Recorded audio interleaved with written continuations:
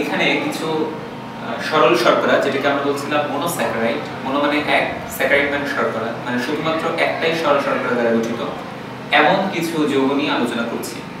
3 carbon বিশিষ্ট যেটা ছিল সেটার নাম হচ্ছে ট্রাইওজ। ট্রাই শব্দটা হচ্ছে 3 এবং ওজ হচ্ছে শর্করা বা কার্বোহাইড্রেট। একটা উদাহরণ হচ্ছে গ্লিসারলডিহাইড, আমরা সবাই ছোটবেলায় শিখে আসছি, সেটা হচ্ছে গ্লিসারিন ট্রাইহাইড্রিক অ্যালকোহল, 3টা হাইড্রোক্সিল মূলকযুক্ত।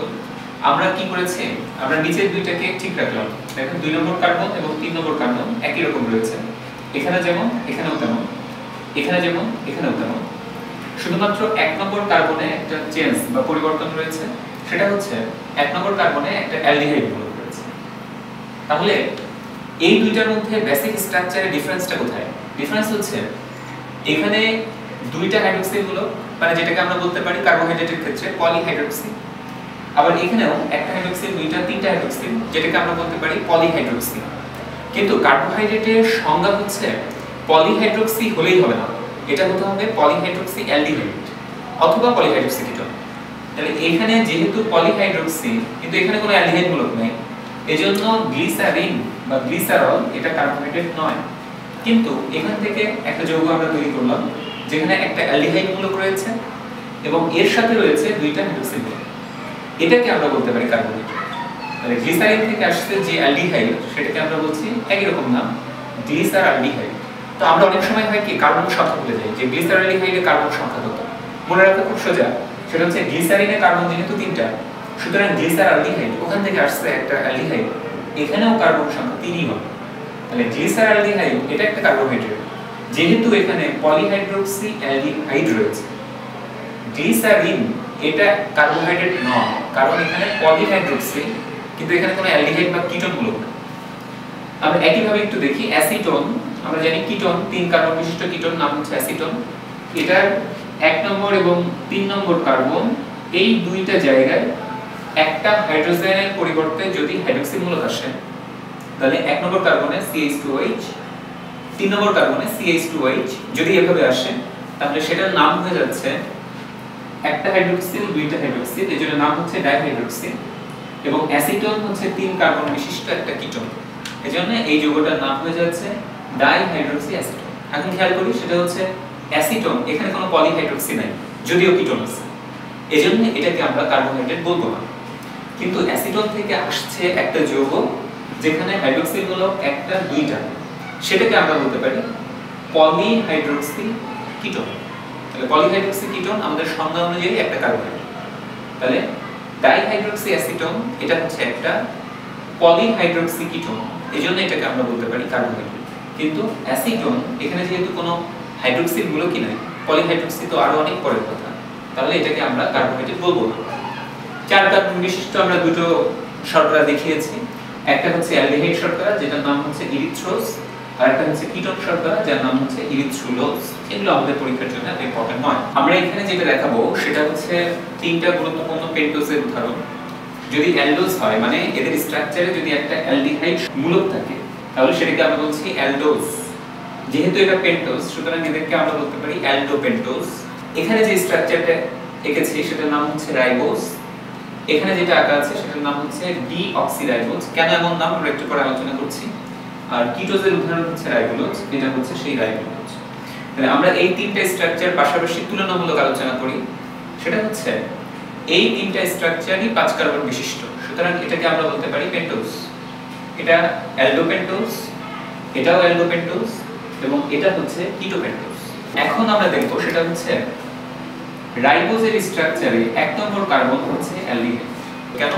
কারণ আমরা জানি যে হাইড্রোক্সিল মূলক এবং অ্যালডিহাইড মূলক যদি একটা যৌগে শুধুমাত্র থাকে, তাহলে এই দুটোর মধ্যে আমরা অ্যালডিহাইড মূলকটাকে প্রায়োরিটি দিচ্ছি, এজন্য অ্যালডিহাইড মূলকটা 1 নম্বর কার্বন। তাহলে আমরা এই কার্বনটাকে 1 নম্বর না লিখে, যেহেতু অ্যালডিহাইড মূলক এটা, সুতরাং এই কার্বনকে আমরা অ্যালডিহাইড মূলক এটাকেই আমরা 1 নম্বর কার্বন বলছি। তাহলে 1 নম্বর কার্বন, 2 নম্বর, 3, 4, 5। আচ্ছা, এখানে মজার ব্যাপার হচ্ছে এই 3টা যৌগেই 3, 4, 5, 3, 4, 5, 3, 4, 5। আর যদি একটু খেয়াল করি দেখা যাবে এই 3টা কার্বন একই রকম, শুধুমাত্র ডিফারেন্স হচ্ছে উপরের 1, 2 নম্বর কার্বন। তাহলে আমরা যদি একটা আঁকতে জানি তাহলে বাকিগুলো স্ট্রাকচার নিয়ে আলোচনা করা অনেক সহজ হবে আমাদের জন্য। যেহেতু রাইবোজ এবং ডিঅক্সিরাইবোজ দুটোই হচ্ছে অ্যালডোজ, সুতরাং এদের এক নম্বর কার্বন হবে CHO বা অ্যালডিহাইড। তাহলে এখানে আমরা CHO বা অ্যালডিহাইড দেখিয়েছি এবং ডিঅক্সিরাইবোজ এখানে আমরা CHO বা অ্যালডিহাইড দেখিয়েছি।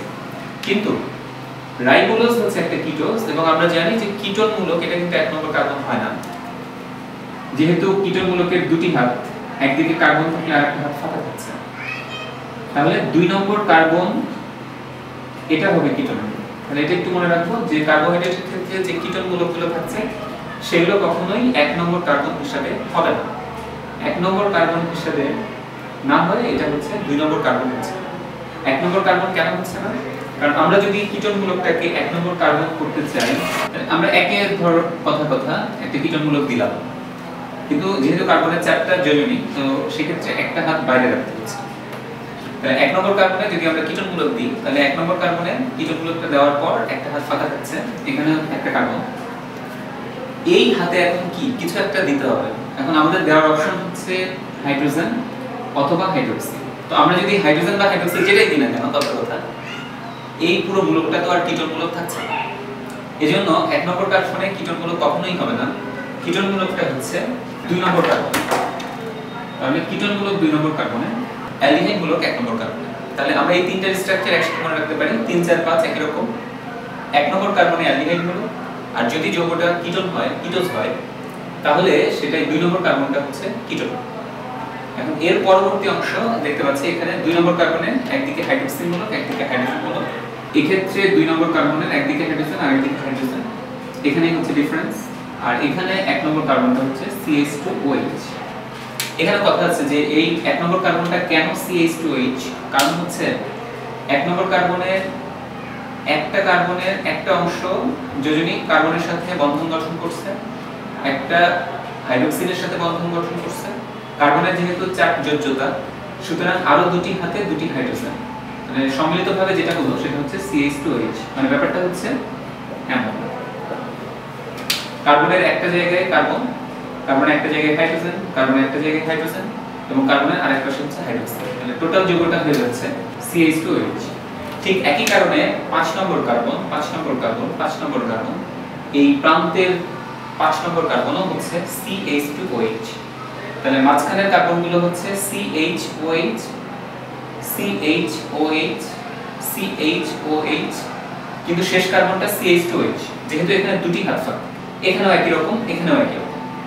তাহলে শেষ করব যেখানে, সেটা হচ্ছে আমাদের জন্য খুব ইম্পর্টেন্ট যে শব্দটা ডিঅক্সি। ডি মানে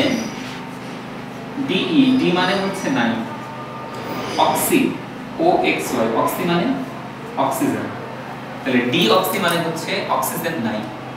তাহলে এখন কথা হচ্ছে যে কোথায় অক্সিজেন নাই, আমরা একটু খেয়াল করি। 1 নম্বর, 2 নম্বর, 3 নম্বর, 4 নম্বর, 5 নম্বর সবগুলো কার্বনেই অক্সিজেন রয়েছে। এইখানে যদি আমরা একটু খেয়াল করি, এখানে দেখব 1 নম্বর কার্বনে অক্সিজেন রয়েছে, 3 নম্বর কার্বনে রয়েছে, 4 এ রয়েছে, 5 এ রয়েছে। তাহলে কত নম্বর কার্বনে অক্সিজেন নাই? 2 নম্বর কার্বনে। এজন্য এই যৌগটাকে বলা হচ্ছে 2-deoxyরাইবোজ। মানে এখানে অক্সিজেন নাই। কত নম্বর কার্বনে নাই? 2 নম্বর কার্বনে নাই। তো আমরা যেটা মনে রাখবো সেটা হচ্ছে খুব কমন মিস্টেক, আমরা বলে ফেলি যে ডিঅক্সিরাইবোজে কোনো অক্সিজেন নেই। ব্যাপারটা কিন্তু এরকম না। ডিঅক্সিরাইবোজে অক্সিজেন রয়েছে 1টা, 2টা, 3টা, 4টা, শুধুমাত্র 2 নম্বর কার্বনে অক্সিজেন নেই। এজন্য এটাকে বলা হচ্ছে 2-deoxyরাইবোজ। তাহলে আমরা যদি সংকেত চিন্তা করি, এটার সংকেত হবে C5H10O5। যেহেতু এখানে একটা অক্সিজেন কম রয়েছে, সুতরাং এটার সংকেত হবে C5H10O4। এটা পরীক্ষার জন্য খুব ইম্পর্টেন্ট। এবং এটারও সংকেত হবে C5H10O5। তাহলে আমরা দেখতে পাচ্ছি যে কার্বোহাইড্রেটে ওই যে প্রথম যে কথাটা বলছিলাম যে অনুপাত 1:2:1 হয়, সেই অনুপাত 1:2:1 এখানে ঠিক আছে, 5:10:5 মানে 1:2:1। এখানে কিন্তু অনুপাত 1:2:1 না, এখানে অনুপাত 1:2:1। আমরা এই দুইটা যৌগের আরেকটা জিনিস বলে শেষ করব, সেটা হচ্ছে শব্দটা হচ্ছে অপ্রতিসম কার্বন বা কাইরাল কার্বন। আমরা খুঁজে বের করব যে এই দুইটা যৌগে কয়টা অপ্রতিসম কার্বন বা কাইরাল কার্বন রয়েছে। তার আগে একটু জেনে নিই, সেটা হচ্ছে আমাদের কেমিস্ট্রিতে আমরা জেনেছি যে কাইরাল কার্বন বা অপ্রতিসম কার্বন হচ্ছে এমন একটা কার্বন যে কার্বনের 4 হাতে 4 ধরনের মৌল অথবা মূলক থাকবে। তাহলে ফর এক্সাম্পল এখানে যে কার্বনটা এখানে x y z এ মানে বিভিন্ন রকম মৌল বা মূলক রয়েছে, সুতরাং এটাকে আমরা বলতে পারি কাইরাল কার্বন। আচ্ছা, আমাদের যেটা কমন ভুল হয় সেটা আমি একটু বলে দিই, সেটা হচ্ছে এই কার্বনটাকে যদি আমরা একটু খেয়াল করি, এই কার্বনকে কাইরাল কার্বন বলা যায় না। এই কার্বনে একদিকে M X H আর একদিকে ধরে নিলাম কার্বন রয়েছে, তাহলে এটাকে আমরা কাইরাল কার্বন বলতে পারি। আবার এই কার্বনটা এটার একদিকে হাইড্রোজেন হাইড্রোজেন Z এবং এদিকে কার্বন ধরে নিলাম, এই কার্বনকে কিন্তু কাইরাল কার্বন বলা যাবে না, কারণ এই কার্বনের একদিকে হাইড্রোজেন আর একদিকে হাইড্রোজেন। এখন প্রশ্ন হলো এই কার্বনটাকে আমরা কাইরাল কার্বন বলবো কিনা। আচ্ছা, আমাদের অনেকের যেটা ভুল হয় সেটা হচ্ছে এই কার্বনের একদিকে A একদিকে Y আরেকদিকে কার্বন আরেকদিকে কার্বন। তাহলে এই কার্বনের দুই দিকে যদি কার্বন থাকে তাহলে কিন্তু এটাকে কাইরাল কার্বন বলা যায় না। কিন্তু আসলে ব্যাপার যেটা সেটা হচ্ছে এই কার্বনের এদিকে কার্বন না, এদিকে পুরো মূলকটা চিন্তা করতে হবে। আর এই কার্বনের নিচে কার্বন না, এই পুরো মূলকটা চিন্তা করতে হবে। তাহলে আমরা যেটা দেখতে পাচ্ছি সেটা হচ্ছে এই কার্বনটা একদিকে A একদিকে Y, একদিকে কার্বন, ব্যাপারটা ভুল। একদিকে এই পুরো মূলকটা, এই কার্বনের এদিকে কার্বন, ব্যাপারটা ভুল। এই কার্বনের এদিকে পুরো মূলকটা চিন্তা করি, তাহলে দেখা যায় এই পুরো মূলকটা এবং এই পুরো মূলকটা কিন্তু একই রকম না, সুতরাং এটাকে আমরা কাইরাল কার্বন বলবো। তাহলে দেখা যাচ্ছে এই কার্বনের তিন দিকে তিন ধরনের এবং এই দিকে কার্বন নয় বরং এই পুরো মূলকটা, সুতরাং এটাকে আমরা কাইরাল কার্বন বলবো, যেহেতু ব্যাপারগুলো একটু আলাদা। আবার এই কার্বনের এদিকে হাইড্রোজেন এদিকে হাইড্রোজেন থাকার কারণে এটাকে কাইরাল বলা যাবে না। এই কার্বনের একদিকে A একদিকে Y আরেকদিকে এই পুরো মূলকটা চিন্তা করব এবং এদিকে এই পুরো মূলকটা চিন্তা করব, একই রকম না, সুতরাং এটাকে আমরা বলতে পারি কাইরাল কার্বন। তাহলে আমরা একইভাবে এই দুইটা যৌগে কাইরাল কার্বন একটু খেয়াল করব। আমরা প্রথমে একটু খেয়াল করি 1 নম্বর কার্বনটা কি কাইরাল কিনা। 1 নম্বর কার্বনটা হচ্ছে এমন, দেখা যাচ্ছে এই কার্বনের দুটি হাত অক্সিজেনের সাথে, সুতরাং এটাকে আমরা কাইরাল বলবো না। এই কার্বনের একদিকে অ্যালডিহাইড মূলক, একদিকে হাইড্রোজেন, একদিকে হাইড্রোক্সিল মূলক এবং আরেকদিকে কার্বন নয়, আমরা একটু আগে দেখিয়েছিলাম এই পুরো মূলকটা চিন্তা করব। তাহলে 2 নম্বর কার্বন কাইরাল আমরা একইভাবে দেখাতে পারি। 3 নম্বর কার্বনও কাইরাল, হাইড্রোজেন অক্সিজেন হাইড্রোক্সিল মূলক, এদিকে পুরো মূলকটা এদিকে এই পুরো মূলক, সুতরাং 3 নম্বর কার্বন এটাও হচ্ছে একটা কাইরাল কার্বন।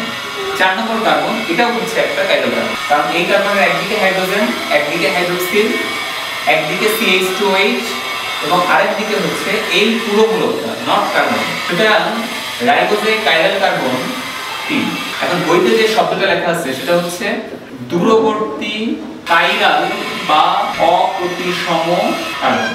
তাহলে বইতে যেটা লেখা আছে সেটা হচ্ছে দূরবর্তী কাইরাল বা অপ্রতিসম কার্বন। খেয়াল করি 2 নম্বর কার্বন হচ্ছে কাইরাল কার্বন, 3 নম্বর কার্বন হচ্ছে কাইরাল কার্বন, 4 নম্বর কার্বনও হচ্ছে কাইরাল কার্বন। তাহলে এই তিনটার মধ্যে কোনটা সবচেয়ে দূরের? 4 নম্বর কার্বনটাই হচ্ছে সবচেয়ে দূরের কাইরাল কার্বন। কার থেকে? 1 নম্বর কার্বন থেকে। তাহলে দূরবর্তী অপ্রতিসম কার্বন রাইবোজের ক্ষেত্রে 4 নম্বর কার্বন। আচ্ছা, এই কার্বনটার একটা মাহাত্ম্য আছে, সেটা হচ্ছে এই কার্বনটা নির্ধারণ করে আলোক সমানতা। আলোক সমানতা নিয়ে এই অধ্যায়ে খুব বেশি কিছু বলার সুযোগ নাই, আমরা শুধু মনে রাখবো যে আলোক সমানতার উপর ভিত্তি করে যৌগগুলো দুরকম হতে পারে।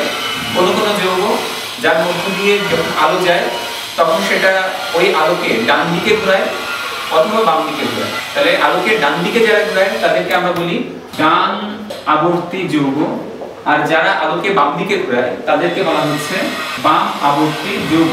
ডান আবর্তী যৌগ এটার ইংরেজি নাম হচ্ছে ডেক্সট্রোরোটেটরি, বাম আবর্তী যৌগ ইংরেজি নাম হচ্ছে লেভোরোটেটরি।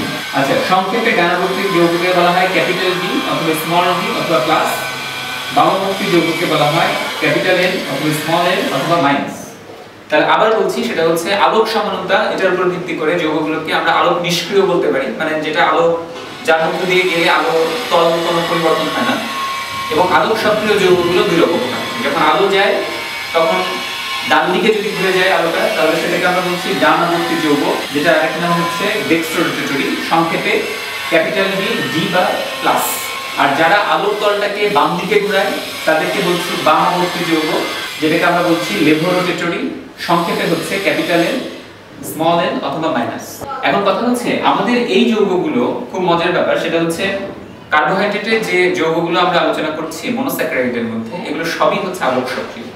তাহলে আলোক সক্রিয়তা নির্ধারণ করছে যে যৌগগুলো ডানাবর্তী যৌগ হবে নাকি বামাবর্তী যৌগ হবে। আমরা এগুলো নিয়ে খুব বেশি আলোচনা এখানে করার সুযোগ নাই, আমরা শুধু মনে রাখতে পারি যে কোন যৌগগুলো ডানাবর্তী হয় আর কোন যৌগগুলো বামাবর্তী হয়।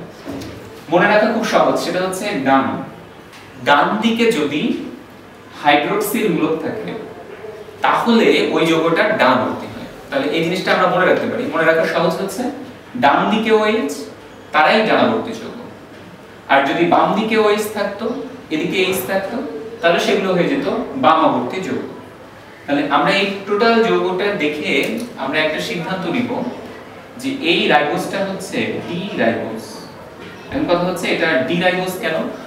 ডি মানে হচ্ছে ডানাবর্তী যৌগ, যেহেতু দূরবর্তী কাইরাল বা অপ্রতিসম কার্বন, এই কার্বনটা এটা ডান দিকে OH, এজন্য এটাকে আমরা বলছি ডি রাইবোজ। তাহলে আমরা এটা দেখি, এটাকে আমরা কি বলতে পারি?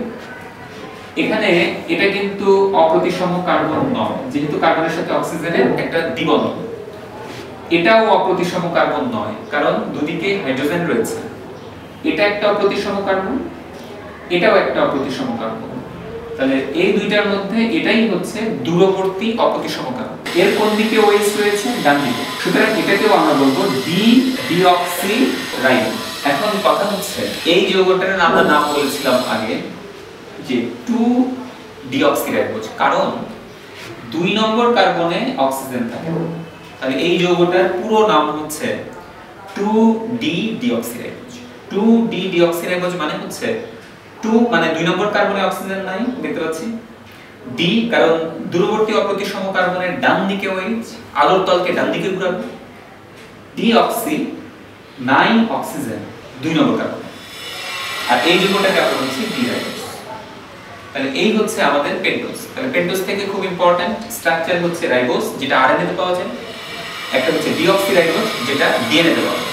তাহলে যদি জিজ্ঞেস করা হয় যে ডিএনএ তে কোন ধরনের শর্করা থাকে, আমরা তো লিখে আসছি ডাবল হেলিক্স মডেল যে পেন্টোজ শর্করা থাকে, কিন্তু খুব স্পেসিফিক অ্যানসার যেটা হবে সেটা হচ্ছে ডিএনএ তে যে শর্করা থাকে সেই শর্করা হচ্ছে 2-ডিঅক্সিরাইবোজ। এটা হচ্ছে খুব ডেফিনিট একটা অ্যানসার।